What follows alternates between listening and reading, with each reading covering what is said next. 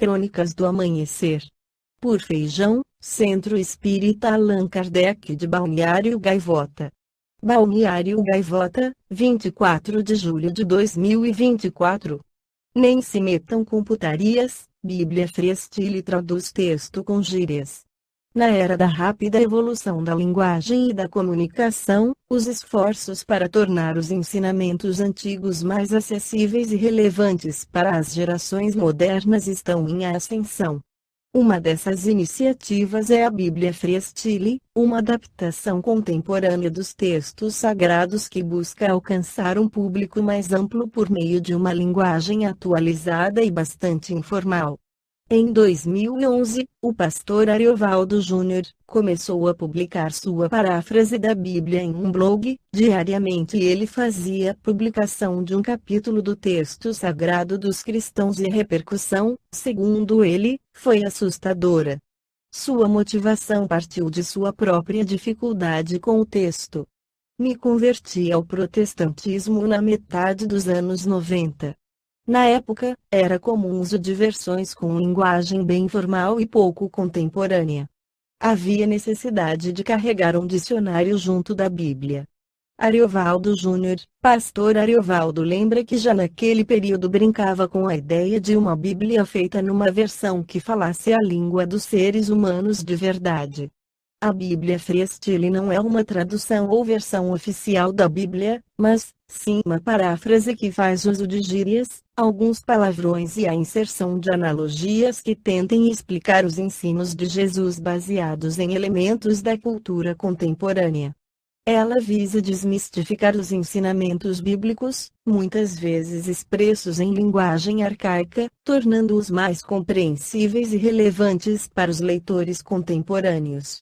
Na tradução Almeida Revista Atualizada, publicada no Brasil em 1959, pela Sociedade Bíblica do Brasil, uma das versões mais utilizadas pelos evangélicos no Brasil por décadas, o texto de Romanos 13:14, por exemplo, está descrito da seguinte maneira: andemos dignamente, como em pleno dia.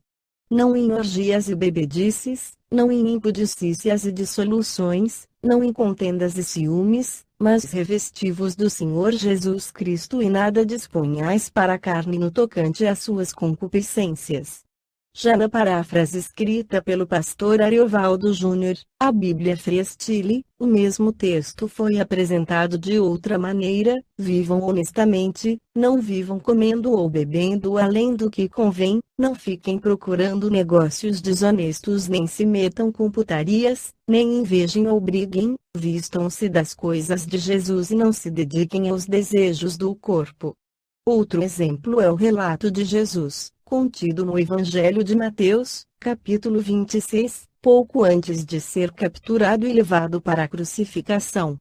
Jesus foi com seus discípulos para o Getsemane para orar, mas os que acompanhavam Jesus foram vencidos pelo sono e depois repreendidos por Jesus.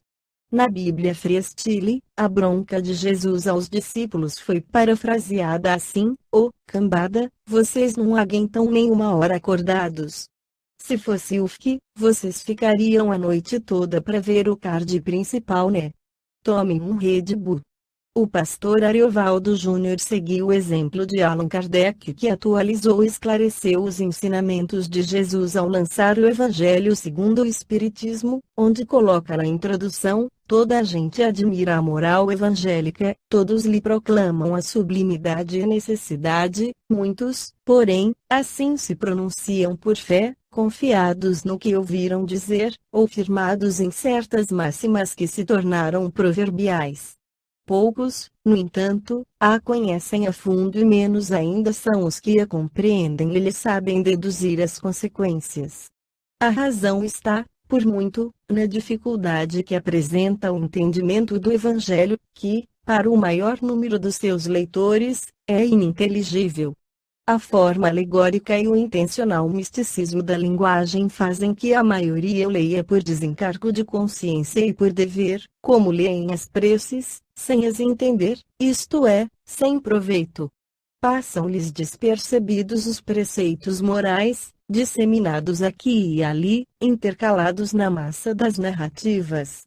Impossível, então, apanhar-lhes o conjunto e tomá-los para objeto de leitura e meditações especiais.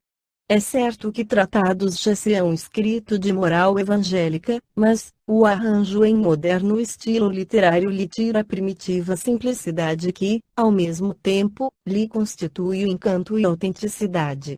Outro tanto cabe dizer-se das máximas destacadas e reduzidas à sua mais simples expressão proverbial.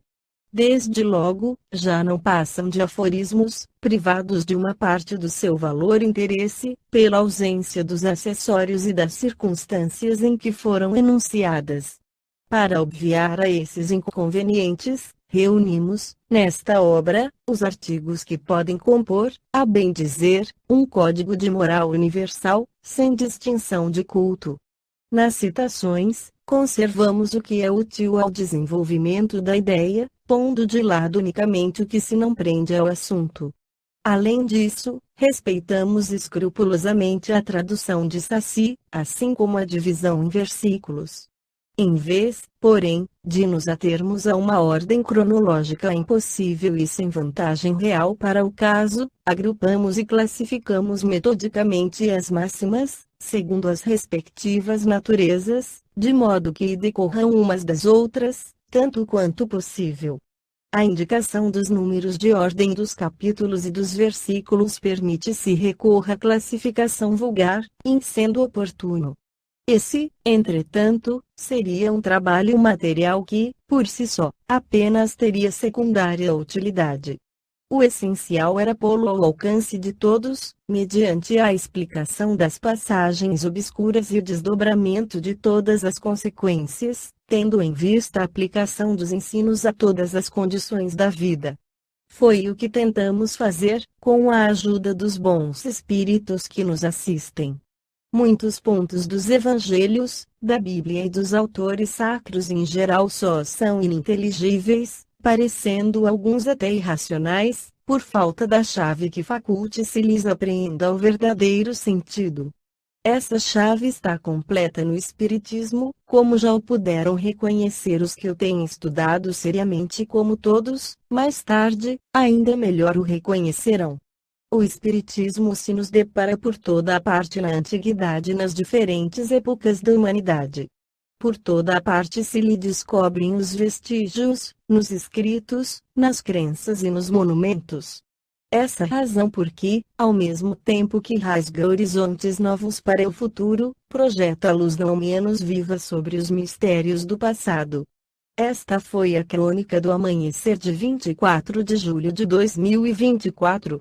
Por Alfredo Feijão Lopes.